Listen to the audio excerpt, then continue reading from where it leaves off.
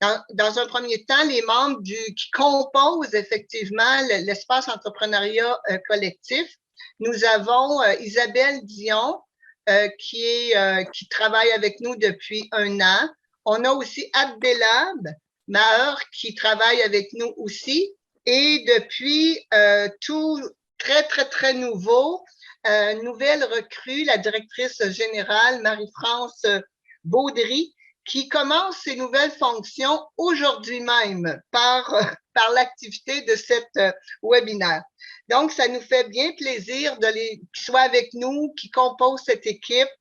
Et je veux aussi remercier Maude Brassard du chantier d'économie sociale, qui est directrice de la vie associative et la concertation au chantier, pour sa belle collaboration dans l'organisation de ce webinaire. Et on aura l'occasion aussi d'entendre Maude là un petit peu plus tard autour de cette activité.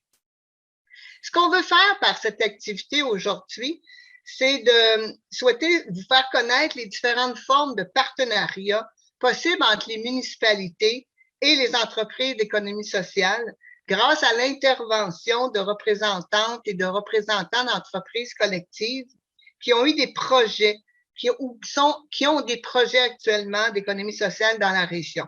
On va avoir la chance d'entendre Madame Amélie Cordeau, qui est directrice générale du RIF de la MRC du Témiscamingue, Monsieur Sébastien Bellil, qui est actuellement directeur du Carrefour Jeunesse Emploi Abitibi-Ouest, mais qui va nous parler d'un projet très spécifique, la CHOP, et Madame Francine Maltais, directrice générale de la petite boutique d'Amos dans la MRC d'Abitibi, et finalement Madame Lynn Cahouette, qui est directrice générale du CPE, les petits élans d'Amos. De plus, ce qu'on souhaite, c'est entendre les candidats, les candidates à la mairie des villes de la région, présentes ici avec nous aujourd'hui, de nous faire part de leur vision à propos de l'économie sociale et comment on pourrait développer davantage de maillage avec les municipalités au cours des prochaines années. Nous avons actuellement le candidat présent, nous avons M. Philippe Marquis de Rouyn-Noranda, Mme Diane Dallaire, Jean-Marc Belzile, je ne sais pas s'il est là, je ne le vois pas, peut-être que oui, peut-être que non. On a aussi M. Sébastien Dastou de la ville d'Amos. Alors, merci à vous d'être ici avec nous. On a aussi des conseillers, des conseillères qui sont dans une course municipale et donc, il y en a qui sont élus sans opposition. Donc, M. Belzile, je le vois là à l'écran. Donc, je vous souhaite la bienvenue à vous toutes et vous tous. Je ne vous nommerai pas parce que je ne veux pas oublier personne, mais je veux juste vous dire, ça nous fait extrêmement plaisir que vous soyez présents et présentes avec nous. Vous savez, le mois de novembre, c'est le mois de l'économie sociale. Et plusieurs activités auront lieu à travers le Québec pour réaffirmer le rôle important des entreprises d'économie sociale dans nos communautés, car elles répondent vraiment aux besoins des gens de la population, des gens d'un territoire. Nous voulons également faire découvrir les avantages de soutenir, de choisir et de soutenir les entreprises d'économie sociale comme des alliés des municipalités dans la co-construction de solutions collectives pour le bien-être de la collectivité.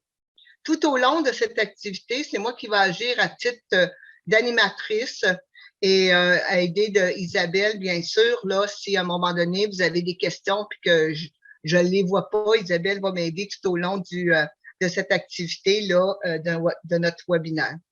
Bien, je nous souhaite à tous de bons échanges, puis j'espère que cette activité saura répondre à vos attentes et qu'on puisse faire encore plein de choses ensemble au cours des prochaines années. Et sans plus tarder, je vais inviter Mme Marie-France Baudry, nouvelle directrice générale d'Espace Entrepreneuriat Collectif, à se présenter et à nous dire quelques mots. Alors, je te cède la parole, Marie-France.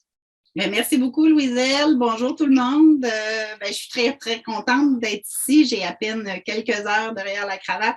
Très heureuse d'être ici pour entamer mes fonctions de directrice générale avec Espace Entrepreneuriat Collectif Abitibi-Témiscamingue. C'est un beau cadre, là, ce webinaire-là sur l'économie sociale dans nos municipalités. J'en suis très, très heureuse.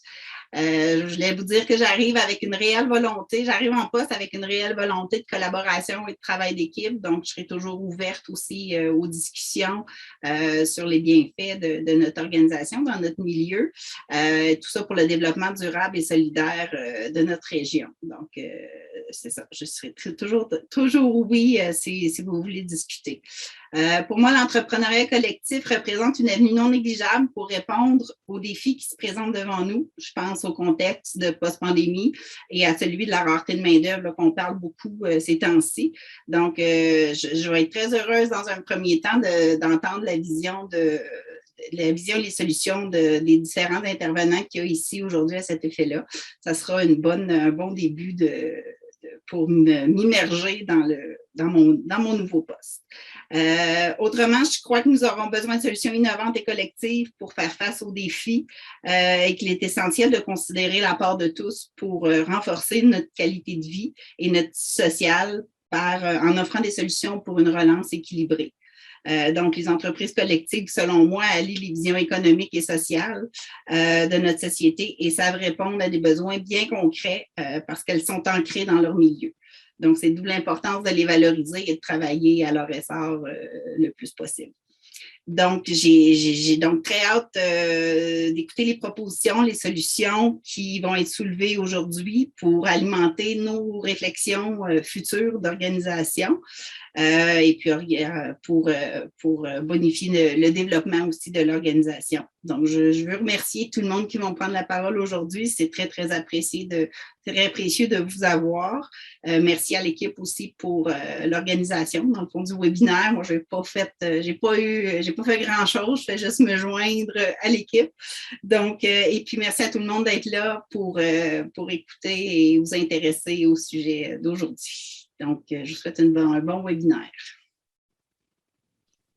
Merci beaucoup, Marie-France. Oui, c'est tout un défi ce matin. Hein? On commence avec un webinaire et ton arrivée. Alors, encore doublement merci d'être ici. Alors, sans plus tarder, tantôt j'ai présenté Isabelle. Isabelle, peux-tu dire quelque chose ou Simplement bonjour. Oui, bonjour. Merci d'être là. Merci. Abdelhab. Bonjour tout le monde et aussi merci d'être là. Merci. Ben, ça nous fait plaisir que vous soyez là également, hein, quand même. Alors, sans plus tarder, je vais passer la parole maintenant à Maude Brassard qui travaille très fort au chantier d'économie sociale depuis plusieurs années. Maude est toujours très présente avec l'ensemble des pôles dans la vie associative. Alors, c'est une femme qui vraiment a à cœur l'économie sociale et toute son équipe, je dirais, au chantier d'économie sociale. Alors, Maude va nous parler un petit peu du thème un peu de notre webinaire, c'est l'économie sociale, une alliée des municipalités. Alors, Maude, je te cède la parole. Donc, bonjour à tous. Merci d'être là. Merci, Louiselle. Donc, je crois que ma dernière visite en Abitibi-Témiscamingue remonte à 2017. Là, il y a eu la pandémie. Donc, au chantier de l'économie sociale, on est un carrefour de l'économie sociale qui regroupe les pôles, mais aussi des réseaux sectoriels, des mouvements économiques, sociaux pour le développement de cette économie qui est une force distinctive du Québec. Donc, ça me fait plaisir d'être avec vous et j'espère pouvoir revenir en présence prochainement. Je pense que j'avais rencontré Sébastien Bellil du CJE, là, je le vois, mais ça fait déjà si longtemps. Donc, merci de m'accueillir, même si c'est en virtuel. La prochaine fois, ça sera dans une de vos municipalités.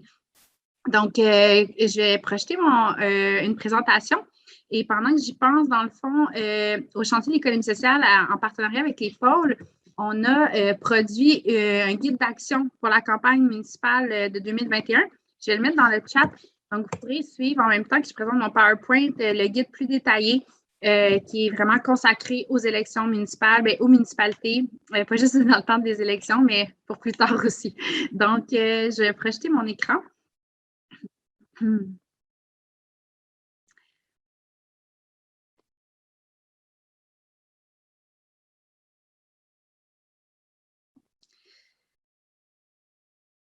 Donc, choisir l'économie sociale à l'intention des candidats et candidates municipaux. En fait, l'économie sociale, qu'est-ce que c'est en quelques secondes pour juste nous remettre tous un peu au même pilier, je ferais dire palier, c'est des entreprises collectives portées par la collectivité, donc qui appartiennent aux membres ou à la collectivité. On les retrouve, comme vous voyez au point 4, sur la forme d'OBNL, de coopérative ou de mutuelle au Québec. Elles ont tous une vocation sociale, mais surtout, elles ont une gouvernance démocratique. Donc, au-delà de leur mission sociale, c'est vraiment gouverner un membre, un vote par les membres, par la communauté.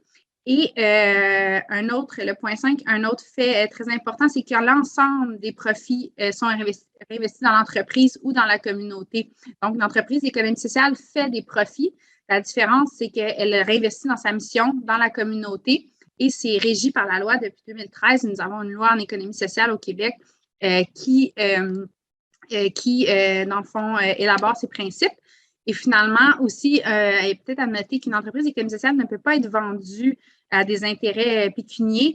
Donc, elle reste ancrée dans son milieu et c'est pas pour rien que les entreprises d'économie sociale ont une longévité assez élevée comparée aux entreprises privées parce qu'elles appartiennent au milieu, elles sont de leur milieu et elles sont là non pas pour maximiser les profits, mais pour répondre à un besoin local.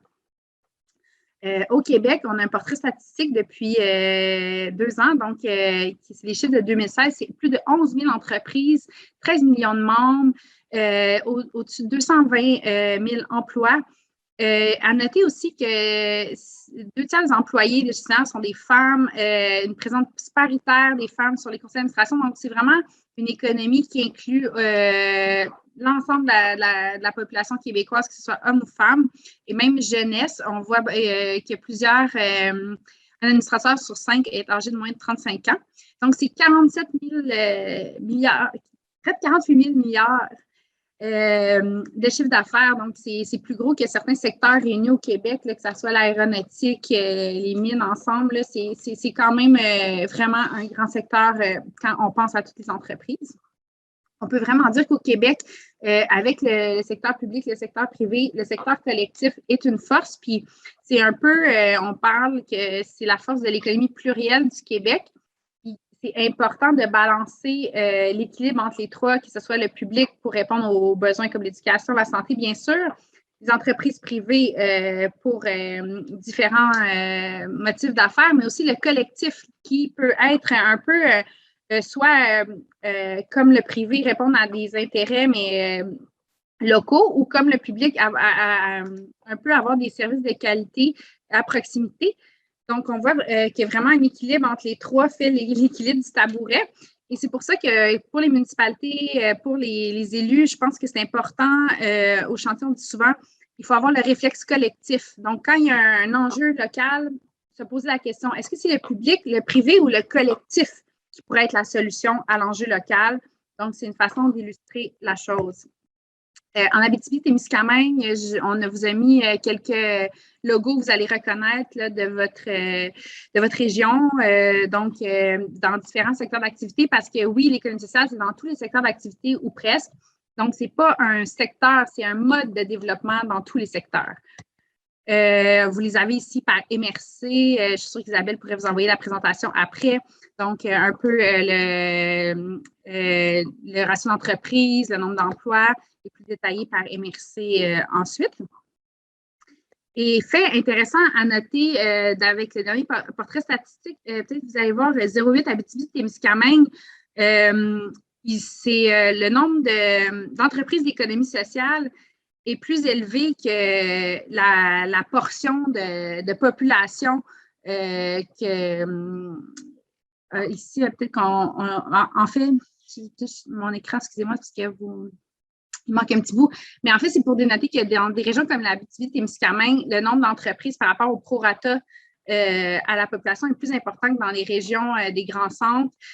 Donc, ça dénote que vraiment, les entreprises d'économie sociale sont un moteur économique important pour assurer une richesse locale. Donc, vous pourriez consulter aussi dans le portrait statistique de l'économie sociale ce genre de données. Donc, les avantages de l'économie sociale, c'est des entreprises qui répondent aux besoins des territoires, c'est 100% québécois.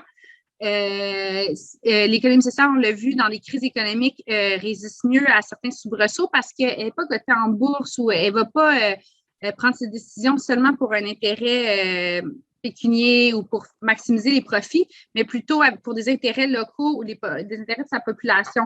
Donc, souvent, les décisions vont être différentes et ça va faire qu'on résiste mieux aux crises. C'est bien sûr, comme je l'ai dit, un ancrage local, c'est des entreprises qu'on ne peut pas délocaliser et tous les profits sont réinvestis dans la mission. Et juste un fait pour ceux qui n'étaient pas certains, les entreprises d'économie sociale sont loin d'être les seules subventionnées. C'est seulement en fait 5,6% de l'ensemble des revenus des entreprises d'économie sociale qu'on peut dire qui sont des subventions de l'État. Et si vous comparez, par exemple, je ne vais pas faire de mauvaise farce, mais à certaines grandes entreprises privées qui reçoivent aussi des subventions, c'est juste de noter que l'économie sociale n'est pas la seule à avoir l'appui du gouvernement parfois. Et on peut appeler les subventions des subventions et des contrats des contrats. Par exemple, si une municipalité donne un contrat pour le déneigement à une entreprise privée, on ne va pas dire que c'est une subvention, on va dire que c'est un contrat. Mais c'est un peu la même chose en économie sociale. Si une municipalité fait affaire avec l'économie sociale, ce n'est pas une subvention, c'est un contrat. Et on va voir un peu plus loin des types d'exemples intéressants. Donc, les bénéfices, c'est de l'accessibilité, la qualité. Bien sûr, le développement local, 76% des entreprises collectives sur un marché local ou régional. Et la pérennité, comme je disais, c'est des entreprises qui résistent et qui sont en opération après plusieurs années. Je disais un petit mot sur les pôles d'économie sociale qui sont là pour vous aider dans la région. Ici, en Abitibi-Témiscamingue, les pôles travaillent en émergence, en structuration de projets d'entreprise, mais aussi aident les entreprises à différentes étapes de leur parcours d'entreprise, la consolidation à la croissance. Donc, vraiment, c'est un petit mot pour vous dire de ne pas oublier de contacter Marie-France et son équipe. Bon, l'économie sociale et les municipalités. Là, je reprends un peu ce qui est dans le guide que je vous ai parlé tout à l'heure, donc les principaux chiffres. Une des tendances qu'on voit de plus en plus, c'est l'immobilier collectif. Donc, dans plusieurs municipalités MRC, on voit des projets d'entreprises collectives qui reprennent des bâtiments ou des terrains pour répondre à un besoin local. Donc, c'est vraiment une façon d'avoir le réflexe collectif de penser en économie sociale pour l'immobilier. Aussi les contrats et approvisionnements municipaux.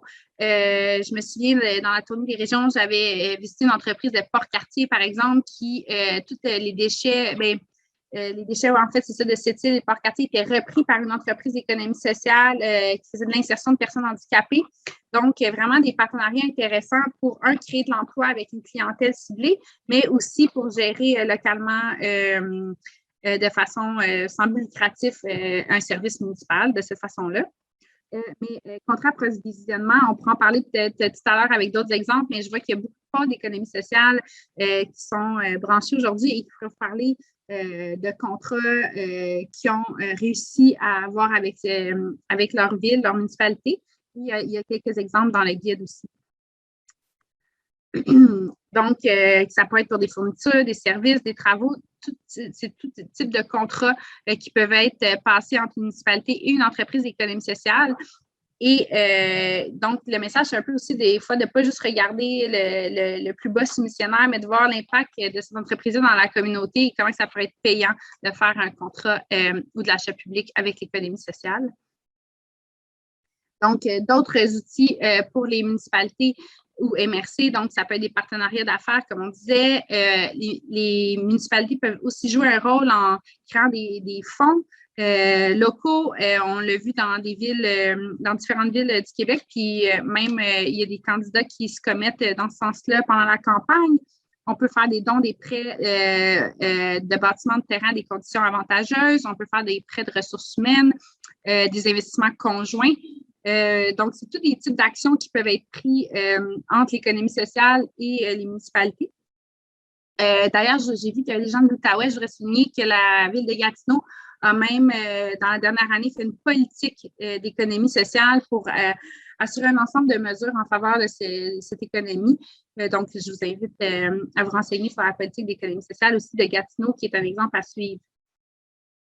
Donc, et si vous avez plus de questions, vous pouvez nous consulter sur le site du chantier, mais aussi sur le pôle d'espace entrepreneuriat collectif Abitibi-Témiscamingue et d'aller plus en détail dans le guide que j'ai mis dans le chat si vous avez d'autres, vous êtes à la recherche de d'autres idées. Merci. Merci, Maude. Alors oui, il y a toujours des beaux outils aussi qu'on peut consulter sur notre site web. Il y a le site du chantier d'économie sociale. Maude nous a donné effectivement le lien là, pour aller voir le guide qui a été produit dans le cadre de ces élections, de cette campagne municipale, mais qui peut être utilisé là, après, hein, comme elle a mentionné Maude tantôt, après le 7 novembre. Donc, on aura aussi une période de questions un petit peu plus tard dans notre activité. Donc, si vous avez des questions très précises, prenez-les en note et on va vous céder la parole. Là, on va avoir une période de questions un petit peu plus tard. Maintenant, j'aimerais entendre un petit peu comment les conseillers, conseillères qui sont actuellement en campagne électorale, comment vous voyez, quelle est votre vision par rapport à l'économie sociale en général? Je ne sais pas qui veut se lancer. Philippe, je ne t'entends pas. Ça faisait longtemps que je n'avais pas fait de Zoom, là. En fait, c'est moi, la vision que j'ai d'une ville solidaire, c'est de travailler près des gens. Une municipalité aussi travaille près des gens, comme ça. C'est collectif, une municipalité aussi travaille en collectivité, puis c'est démocratique. Fait que le fonctionnement tant des élections que du conseil municipal, c'est démocratique. On se ressemble beaucoup et je crois davantage en l'économie circulaire puis l'économie sociale comme levier puis comme garantie de garder une municipalité, là, de garder nos services, vous comprenez, ou d'éviter le pire. Les choses que je vois pour la question de l'économie sociale, en tout cas, c'est notamment des coopératives d'habitation. On a un problème sérieux de logement à Rouyn-Noranda, mais contribuer à améliorer le problème du logement parce que, en fait, améliorer cette question-là parce qu'entre autres, j'imagine que les personnes qui travaillent pour vous, les 3500, peuvent pas tous s'offrir des maisons. Il faudrait avoir aussi demandé au gouvernement, au palier supérieur de modifier la fiscalité pour les personnes retraitées. Ça, c'est une demande qu'on peut faire, qu'on peut adresser de façon à éviter que vous ayez des pénuries d'emplois, puis demander aussi au gouvernement supérieur là, d'augmenter le ratio de personnes immigrantes afin aussi de pas que vous n'ayez pas de pénurie d'emploi. Fait que je vois ça en termes politiques, mais évidemment, on peut donner des contrats à des entreprises d'économie sociale s'il y a lieu. D'ailleurs, la ville de Rouyn-Noranda est déjà en lien direct avec la ressourcerie Bernard Hamel. Merci, Philippe. Monsieur, je vais donner la parole à Monsieur Dastou. Oui, alors bonjour tout le monde, vous m'entendez bien? Oui. Alors, c'est pas nouveau, hein. Amos, c'est une ville qui est axée sur l'économie sociale. On a été bâti avec un paquet de coopératives qui ont percolé dans le milieu puis qui ont eu une certaine pérennité et c'est tout à notre honneur. Moi, je pense que, d'ailleurs, je suis aussi au niveau du CLD, là, toutes les fois qu'on a l'occasion, on réoriente nos entrepreneurs pour essayer de les positionner dans l'économie sociale. C'est des valeurs qui sont importantes pour nous, c'est des valeurs qui sont importantes pour notre population, c'est des choses que je valorise. Vous savez, je ne veux pas prendre, parce que je pourrais en parler pendant des heures de temps, je sais comment est-ce que je suis, je vais aller vraiment là, tout de pointe. Mais je vous dirais, là, le centre entrepreneurial qu'on est en train de développer va incorporer tout type d'entrepreneuriat, d'aide et au développement. Et dans le centre entrepreneurial comme tel, bien qu'on aura les valeurs de l'économie sociale, qu'on va vouloir valoriser le développement de l'économie sociale, on va aussi participer en formant des espèces de sous-OBNL qui vont être des sous-OBNL de services basés sur l'économie sociale pour réussir à développer l'entrepreneuriat collectif sur le terrain, autant en agriculture qu'en foresterie et en expédition et réception de marchandises. Alors, on aura toujours pour objectif de faire des regroupements sous forme d'OBNL pour que l'argent retombe dans le développement des entrepreneurs. Et je vais devoir m'asseoir avec vous, qui êtes les spécialistes là-dedans, pour déterminer comment est-ce qu'on va établir la gouvernance, qui sera sur les conseils d'administration. Mais je peux vous garantir que c'est un avenue qu'on devra prendre et que je souhaite qu'on prenne. Merci beaucoup. Bien, merci beaucoup, M. Dastou. Puis c'est sûr que, tu sais, on est l'équipe d'Espace Entrepreneuriat Collectif. Moi, comme en jouant un rôle de présidente, ça va nous faire plaisir d'avoir des discussions puis de regarder ensemble qu'est-ce qu'on peut faire comme développement de l'économie sociale dans votre belle municipalité d'Amos. Merci à vous. Je vais entendre maintenant Mme Diane Dallaire. Oui, bonjour tout le monde. Merci, Louiselle. Écoutez, les entreprises d'économie sociale ce sont de puissants leviers pour la qualité de vie, le bien-être de nos citoyens. Et puis, j'ose espérer que le fait qu'on soit une ville MRC, peut-être que ça peut faciliter certains maillages. En tout cas, je l'espère. On a publicisé en juin dernier notre plan de développement économique, mais je veux juste dire que ça a été fait avec la consultation des différents partenaires du milieu, dont les entreprises d'économie sociale. Ça a été fait dans un esprit de collaboration puis de complémentarité.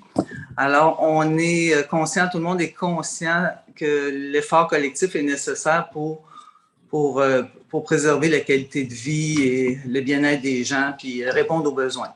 Alors, on a rappelé dans le plan de développement économique les trois dimensions du développement durable, donc le développement économique, l'équité sociale et la protection de l'environnement. Alors, c'est sûr et certain que les entreprises, tout à l'heure, M. Marquis l'a dit, les entreprises présentes dans le milieu contribuent grandement à la qualité de vie. Oui, la ressourcerie Bernard Hamel, oui, les différents organismes culturels, le marché public, les marginales, la Bastide des aînés, pour ne nommer que ceux-là. Alors, nous, de notre côté, rapidement, oui, vous l'avez nommé tout à l'heure, les aides possibles, que ce soit par la politique de soutien aux organismes, que ce soit par le Fonds d'économie sociale, par le biais de subventions de notre CLD, des crédits de taxes pour les logements sociaux. Bref, il y a des choses en place, mais moi aussi, je retiens l'offre de vous consulter pour encore aller plus loin à ce niveau-là. Merci. Merci, Mme Dallaire. Donc, comme on dit, on est là, effectivement, on peut vraiment développer des partenariats davantage un petit peu pour en comprendre encore, en comprendre encore plus qu'est-ce qu'on peut faire, comment on peut s'aider là pour le développement de notre communauté finalement et le bien-être de notre population. C'est toujours ça qu'on veut voir, que les gens soient bien heureux puis qu'ils soient bien à vivre à Rouyn-Noranda. Je vais entendre maintenant M. Jean-Marc Belzile. Oui, bonjour. Ça fonctionne bien? Oui. Oui, bien, c'est certain qu'il y a bien des choses qui ont été dites, mais c'est clair que c'est quelque chose de super important, d'un, parce que ceux qui sont déjà en place ont une mission super importante. Puis, parfois, on a l'impression que s'ils n'étaient pas là, qu'est-ce qu'on ferait justement? On a donné l'exemple déjà de la ressourcerie Bernard Hamel. C'est un exemple. Il y en a d'autres comme ça qui un peu partout sur le territoire à Rouyn-Noranda. Puis c'est clair qu'on a vraiment besoin d'eux. Désolé, les gens arrivent en même temps ici. Puis, en fait, l'exemple que je voulais donner, c'est par rapport à la ressourcerie Bernard Hamel. On peut penser à l'éco-centre, justement, qui s'est ajouté à ce qu'ils offrent présentement. Mais c'est le genre de services qui sont super importants. Puis souvent, il y a un besoin. Bien, avec la communauté, avec les entreprises d'économie sociale qui sont déjà là, bien, c'est le genre de services qu'on peut leur offrir. Puis, idéalement, on le sait avec les enjeux, par exemple, M. Marquis en a parlé de logements sociaux, mais aussi de places en CPE. Bien, on dit souvent on veut que tout le monde se regroupe pour essayer d'y arriver, de passer à travers ça, de créer du logement social, d'en créer des CPE. Donc, c'est quelque chose qui peut passer par des coopératives d'habitation dans le cas de logement social. Je pense que ça va être super important que ça passe par là dans les prochaines années. Puis, même chose pour les CPE, si on doit en arriver là, s'il en manque, est-ce que créer des coopératives avec des entreprises, par exemple, ça pourrait être une partie de la solution, même si, évidemment, le gouvernement a quand même annoncé son intention là, de créer déjà beaucoup de places au cours des prochaines années. Donc, c'est ça. Pour moi, vraiment, je pense que ça va être d'encourager le plus possible la création de ce type d'entreprise-là, parce que pour les enjeux que je viens de mentionner, je pense que c'est par là que ça va passer. Tout le monde va pouvoir se regrouper ensemble dans des entreprises d'économie sociale comme ça pour réussir à atteindre l'objectif. C'est ça, créer du logement social, puis je parlais des CPE, mais il y en a d'autres. Je pense que ça va passer par là pas mal. Ben, merci beaucoup, M. Belzile. Donc, intéressant d'entendre un peu votre ouverture par rapport au développement de l'entrepreneuriat collectif, par rapport à votre intérêt aussi. Donc, ça nous fait plaisir d'entendre ça. Puis, je le répète, on est capable effectivement de travailler davantage avec vous pour en apprendre encore plus, puis faire en sorte, comme je disais tantôt, hein, qu'on développe notre belle région avec du bonheur et que les gens soient bien de vivre dans notre belle région de l'Abitibi-Témiscamingue. Donc, si j'ai pas d'autres candidats ou candidates à la mairie présentes, Isabelle, je pense que non. OK, donc, ça veut dire, ben, écoutez, on continue avec notre présentation. Maintenant, ce qu'on va vous faire entendre, c'est des témoignages d'entreprises collectives ou des projets collectifs en cours ou qui ont été, qui sont terminés ou qui sont en cours, qui ont été soutenus par leur municipalité. Alors, elles vont nous expliquer, ces personnes-là, un petit peu, bon, quelles démarches elles ont faites, c'est quoi la contribution de la municipalité dans le projet. Donc, sans plus tarder, je vais céder la parole à Madame Amélie Cordeau du RIF dans Ville-Marie, donc dans la MRC du Témiscamingue. Donc, c'est à vous, Madame Cordeau. Merci d'être ici et d'accepter d'avoir fait d'accepter de faire cette présentation-là. Bien, ça me fait plaisir. En fait, oui, je suis la directrice générale du RIF, qui est une corporation qui s'appelle la Corporation Augustin Chénier. Donc, le RIF existe depuis 1982, puis je vais essayer d'être concise parce qu'il y a beaucoup d'éléments. Je sais qu'on a 5 minutes. Ça existe depuis 1982, mais c'est seulement depuis 2011 que nous sommes propriétaires de l'entièreté de nos 3 sphères d'activité, soit les arts visuels, les arts de la scène et le cinéma. Donc, on est un organisme à but non lucratif qui est devenu, en fait, avec les années, le chef culturel de sa région. Donc, avec différentes formes de financement des gens de la région et le support du Témiscamingue, que ce soit de la MRC, des municipalités. En fait, on a vraiment des spécificités au niveau du RIF parce que le Témiscamingue, c'est un territoire. Donc, oui, c'est une région, mais en même temps, c'est un territoire. Et là, le RIF doit desservir ce grand territoire avec peu de gens. Donc, c'est impossible pour la ville de Ville-Marie, où on est situé, de supporter, que ce soit seulement Ville-Marie qui supporte l'offre culturelle. Donc, parce que dans la plupart des régions, dans la plupart des villes, les salles de spectacle sont soutenues par les villes et pas ici parce que le scénario ne pouvait se faire comme ça. Donc, il y a plusieurs années, l'organisation, pour plusieurs raisons, battait de l'aile. Donc, moi, je suis arrivée en poste, puis c'était un bateau qui coulait, je pourrais dire. Déjà, il y avait des démarches de fait avec le préfet du Témiscamingue, Arnaud Barolin, sur un éventuel support de l'ensemble du territoire parce que le RIF dessert l'ensemble du territoire, sauf Témiscamingue, parce que Témiscamingue a sa salle de spectacle. Donc, il y a un travail qui a été fait.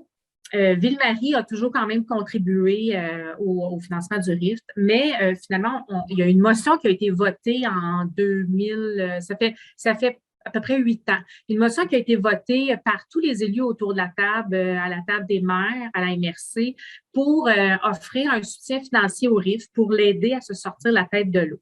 Donc, la façon que ça a été fait, c'est un montant qui a été fixé. Donc, la ville de Ville-Marie payait 50% de ce montant-là parce qu'on sait que le RIF est situé dans la ville. Donc, il y a des impacts économiques assez importants quand il y a des spectacles ou des films.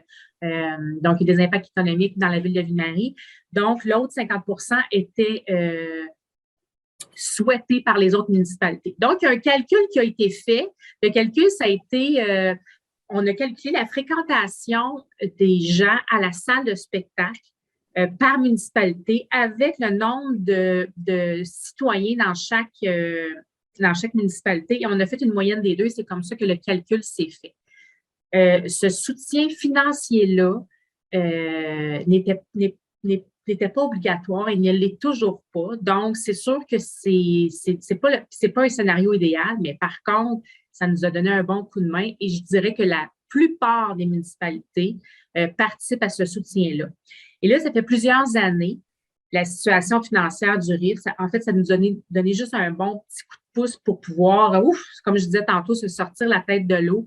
Et on a développé un membership, on a vraiment explosé dans les dernières années. Et le soutien financier est toujours là. Pourquoi? Parce que les élus ont compris que le RIF est un attribut important pour la dynamisation du territoire, l'attraction et la rétention des gens. Donc, ça améliore la qualité de vie, on le sait, la culture. Et c'est sûr que les élus ont compris aussi qu'avec l'exode, avec le manque d'employés, tout ça, ben, les gens qui désirent aller vivre en région, s'ils doivent choisir entre le Témiscamingue et la Gaspésie, ils vont regarder l'offre aussi, l'offre que la région leur apporte. Donc, c'est sûr que pour le Témiscamingue, je pense que cette vision-là, ils l'ont encore et on peut encore compter sur eux en 2022.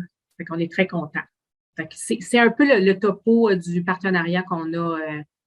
Et sur mon conseil d'administration, j'ai une personne de la ville de Ville-Marie et j'ai une personne un des élus qui siège à la table des membres. Donc, ils sont là, ils s'impliquent. Donc, c'est vraiment des atouts importants pour nous. Ben, intéressant, Mme Cordeau. Merci beaucoup. On voit que, il y a des choses qui peuvent être faites avec nos municipalités. Puis, je pense effectivement de maintenir le théâtre du RIF dans le secteur du Témiscamingue, c'est vraiment important pour la population, pour les gens, pour susciter justement la culture puis l'intérêt à la culture aussi, que ce soit pour les plus petits, etc. Fait que... Ben, en fait, on le redit souvent, puis dans les premières années, ça a été vraiment le théâtre du RIF, mais on essaie de défaire ça aussi parce que les municipalités ne soutiennent pas que le théâtre du RIF. C'est sûr que le théâtre du RIF paraît plus dans les journaux, c'est plus glamour, les vedettes, tout ça. Sauf que c'est un soutien financier pour l'ensemble, donc pour tous le centre d'exposition, les cours aux enfants, on a un gros partenariat avec la commission scolaire, le cinéma d'auteur. Donc, c'est vraiment pour l'ensemble de nos actions. OK. Ben, merci de cette précision. On va en apprendre aussi, nous autres aussi aujourd'hui, là, sur les... Ben, merci beaucoup. Puis, comme je vous dis, on aura une petite période de questions à la fin. Gardez vos questions pour les personnes qui font des témoignages, qui nous présentent les trucs. Donc, maintenant, Monsieur Sébastien Bellil, il est actuellement au Carrefour Jeunesse Emploi de l'Abitibi-Ouest, mais il va nous parler particulièrement. Il y a déjà eu une entreprise d'économie sociale, comme Maude disait tantôt, en 2017, quand elle est venue en région, on avait été visiter son entreprise. Là, il va nous parler particulièrement d'un projet qui s'appelle La Shop. Alors, je vous laisse. C'est à vous, M. Bellil. Oui, merci. Merci de l'invitation. Comme je suis un peu rebelle, je ne parlerai pas juste de La Shop quand même, parce que, tu sais, vous avez fait la gaffe de m'inviter. Fait que je vais quand même faire juste une petite explication parce que j'en profite. Il y a peut-être des nouveaux ou des nouvelles qui ne connaissent pas exactement c'est quoi un Carrefour Jeunesse Emploi. Ça fait 21 ans que je suis directeur du Carrefour Jeunesse Emploi d'Abitibi-Ouest à la Sarre. Il y a 110 Carrefour Jeunesse Emploi au Québec. Les Carrefour Jeunesse Emploi, malgré ce que certains peuvent croire, on n'est pas parapublic ou le bras d'un ministère. On est vraiment des organismes communautaires autonomes avec des conseils d'administration qui prennent des décisions en fonction des besoins des jeunes sur notre territoire. Fait que les 110 Carrefour Jeunesse Emploi, on offre différents services, activités, animations, tout ça, au niveau de l'intégration sociale et professionnelle des jeunes. Fait que c'est vraiment large, tu sais, l'intégration sociale et professionnelle. Là, il y a le emploi dans notre nom, le Carrefour Jeunesse Emploi, fait que c'est évident qu'on fait des CV, là, mais on fait tellement plus que ça. Tu sais. Donc, le côté, surtout intégration sociale, il est très large. Ça va de le développement de la culture entrepreneuriale, le développement de la fierté de vivre dans notre communauté, la persévérance scolaire, le développement de l'autonomie aussi quand on devient un jeune adulte. Est-ce qu'on devient un jeune adulte, un citoyen impliqué dans notre communauté, etc. Donc, le Carrefour Jeunesse-Emploi d'Abitibi-Ouest, je vais vous parler de ma paroisse à moi. Là. Le Carrefour Jeunesse-Emploi d'Abitibi-Ouest, on reçoit une subvention de 200 000 d'un ministère pour notre fonctionnement de base. 200 000 Mais notre budget annuel global, c'est 1,3 million de dollars. La différence entre le 1,3 et le 200 000, là, c'est de l'économie sociale. C'est parce qu'on développe des services puis qu'on vend nos services à différents clients. Soit des ministères qui nous engagent pour offrir des services. Le ministère de l'Immigration, par exemple, nous engage pour offrir des services d'accueil pour les immigrants qui viennent chez nous. Fait que des fois, c'est une commande qui arrive du ministère ou d'une entreprise qui nous engage pour faire un service. Puis des fois, c'est nous autres, on développe un projet, on se dit, il y a une problématique dans notre milieu, il y a un besoin vif, on pense qu'il y a un trou à quelque part, il y a une craque dans le divan, puis on pense qu'on serait capable de trouver des solutions intéressantes. Fait qu'on développe un projet d'entrepreneuriat. Puis là, évidemment, dans ces cas-là, souvent, on a besoin de l'appui de nos partenaires pour mettre ça en place. T'sais. Chez nous, par exemple, le projet que je vais vous parler, j'aurais pu vous parler de Vroom. On a une boutique d'économie sociale pendant 8 ans qui a bien fonctionné, même si c'était très difficile parce que le commerce, c'est pas facile pour personne. On est en compétition avec Amazon puis avec toutes les grosses plateformes, les gros magasins. Mais nous autres, on a décidé d'arrêter ça parce que c'était plus difficile au niveau de notre mission, parce que notre mission, évidemment, c'était pas de vendre des vélos ou des skateboards, c'était l'intégration sociale et professionnelle des jeunes. Tu sais. Donc, on a décidé de transformer ça. Pendant ce temps-là, il y a une couple d'années, en même temps, on a créé aussi un espace entrepreneurial.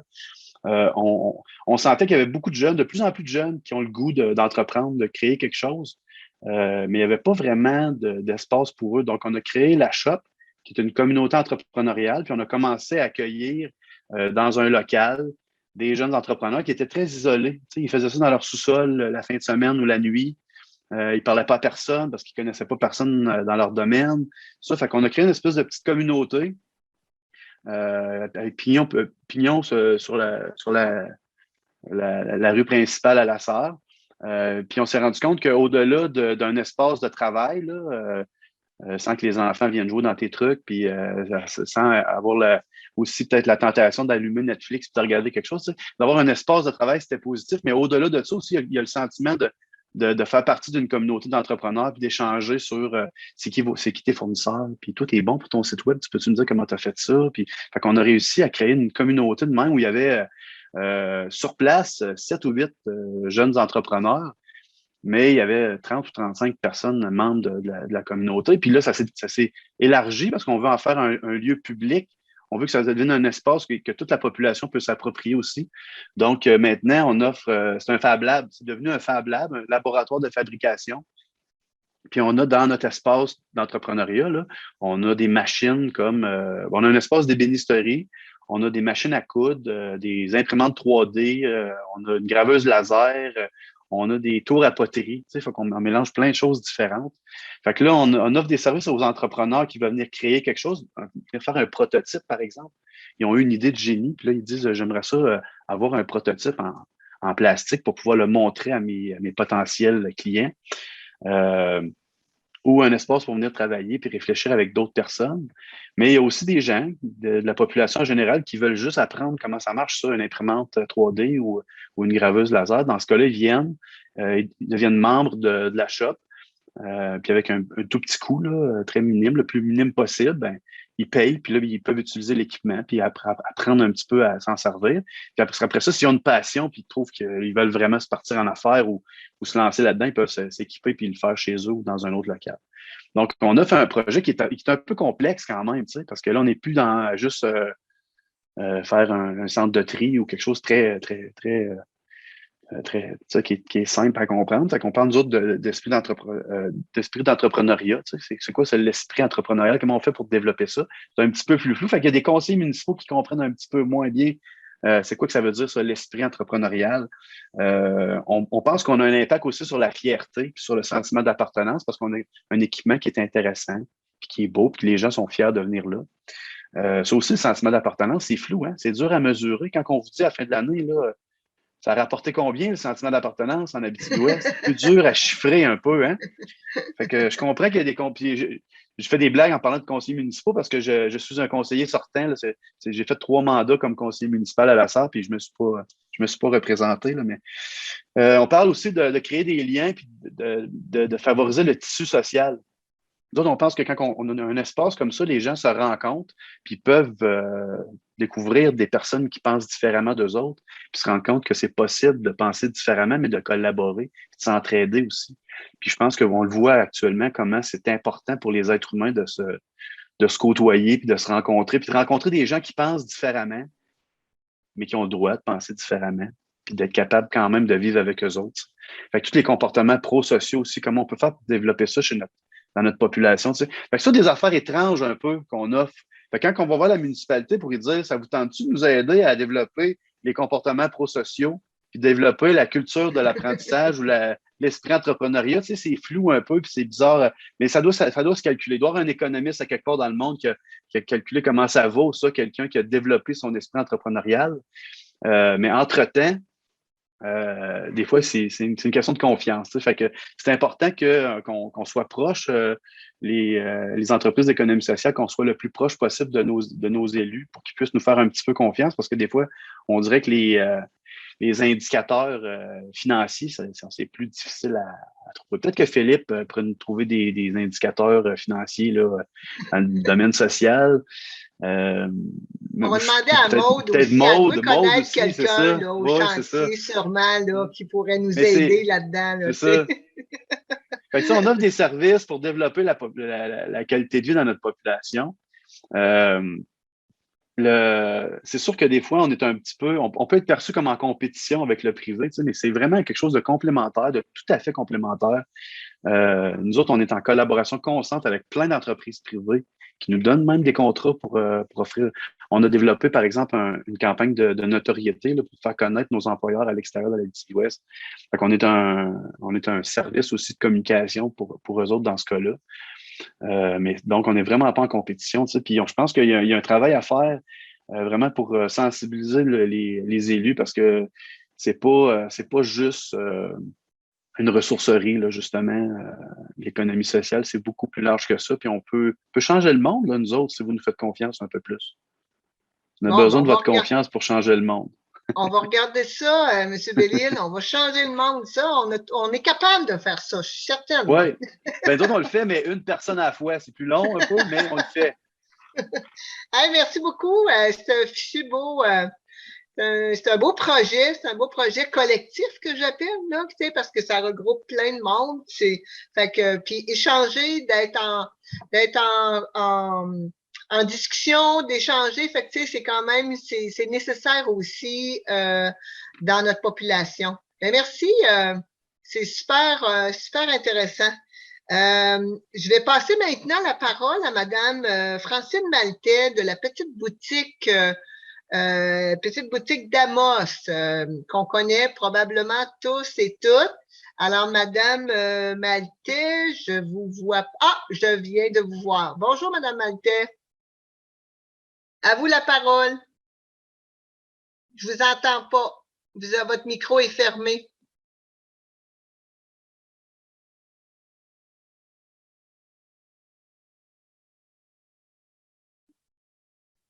Désactiver le. Bon, hop, vous êtes encore éteinte. Il est fermé. Ah, voilà. Ça va? Oui. Merveilleux. Désolée. Alors, comme disait tout à l'heure Monsieur Dastou, effectivement, sur notre territoire, si on regarde les besoins de notre communauté, ils sont bien remplis par plusieurs entreprises d'économie sociale.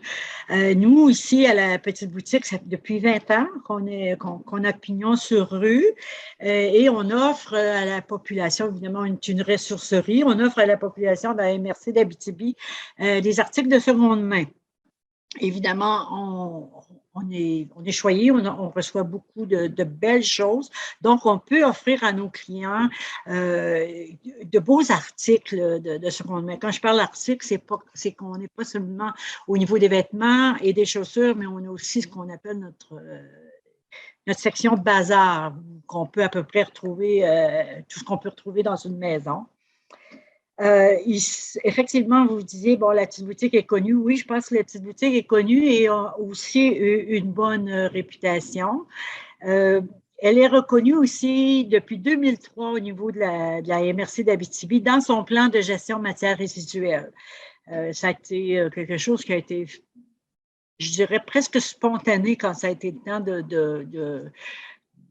de bâtir, si on veut, le plan de gestion matières résiduelles, que la petite boutique en fasse partie. Si je regarde depuis 2001, donc depuis 20 ans, on a reçu 4000 tonnes métriques d'articles divers. De ces 4000 tonnes, on en a recyclé par la vente ou par l'envoi à l'international. On en a recyclé 80%. Et donc, ça veut dire qu'il y a 3200 tonnes depuis 20 ans qui n'ont pas été au lieu d'enfouissement grâce à notre travail. Bon, ce que je pourrais dire, oui, effectivement, ici, on a toujours été très soutenus, tant par notre municipalité que par la MRC. Pendant plusieurs années, la Ville d'Amos nous donnait un montant d'argent qui, je pense, venait de leur budget prévu pour le communautaire. Et on avait aussi de l'argent qui venait de la MRC d'Abitibi, qui provenait de leur enveloppe environnementale. Depuis à peu près 3 ans, seule la MRC en fin de compte, seule la MRC. On s'entend que la Ville d'Amos fait partie de la MRC. C'est la MRC, disons, qui va nous donner un montant global pour nous supporter dans le fond. Et ce montant-là a été en plus majoré, ce qui pour nous a été très important. Je dirais qu'environ, ça représente environ 10% de notre budget opérationnel, l'aide qu'on reçoit de la MRC. Si je regarde, oui, la présence évidemment de l'entreprise d'économie sociale sur notre territoire, effectivement, ce n'est pas aux villes ni aux municipalités ou aux MRC à mettre sur pied des entreprises. Par contre, ici, sur notre territoire, on peut dire qu'on a l'accueil, disons, aux entreprises d'économie sociale est vraiment présent. Quand je regarde dans l'ensemble, c'est sûr que là, je vois que oui, la petite boutique répond beaucoup à un besoin. D'autres organismes, d'autres entreprises d'économie sociale aussi répondent aux besoins de la communauté. Mais je dirais peut-être sur notre territoire, à mon avis, je pense que nos besoins qui seraient à combler dans l'avenir, ce serait plus au niveau des logements communautaires. C'est à peu près ça que moi, j'aurais à dire en gros. Je finirai en disant qu'on n'a jamais eu... c'est ça. C'est une belle collaboration qu'on a sur notre territoire. Bien, merci beaucoup, Mme Maltais. Puis c'est un beau projet aussi, puis c'est une belle collaboration avec la MRC. Donc, on voit qu'il y a un intérêt justement pour le genre d'entreprise que vous êtes et autres entreprises d'économie sociale sur votre territoire pour leur venir en aide. Donc, merci à vous. Merci. C'est plaisir. Alors, sans plus tarder, il y a une dernière intervenante, et non la moindre, Madame, je dirais, Lynn Cahouette, qui est CPE, hein, vous savez, Centre Petite Enfance, ce sont des entreprises d'économie sociale ou encore sur modèle coopératif. Alors, je cède la parole à Madame Cahouette du CPE Les Petits Élans. Bonjour, merci de l'invitation. Donc, c'est ça, nous, plus peut-être au BNL, là, oui, entreprise d'économie sociale, c'est sûr qu'on relève énormément des subventions du ministère, mais c'est pour un service à la population, là, quand même. La collaboration, plutôt vous parler beaucoup plus de la collaboration qu'on a avec notre municipalité depuis les tout débuts. Là. On relève d'une ancienne agence, en 1992, on a été créé, puis dès là, la ville nous prêtait déjà là, un local pour pouvoir héberger le peu d'employés qu'il y avait. Il y avait, je pense, une directrice puis une conseillère à ce moment-là. Moi, ça fait depuis 1995 que je suis dans l'environnement des CPE. J'étais sous le conseil d'administration. Je suis directrice générale depuis 2002. donc bientôt 20 ans.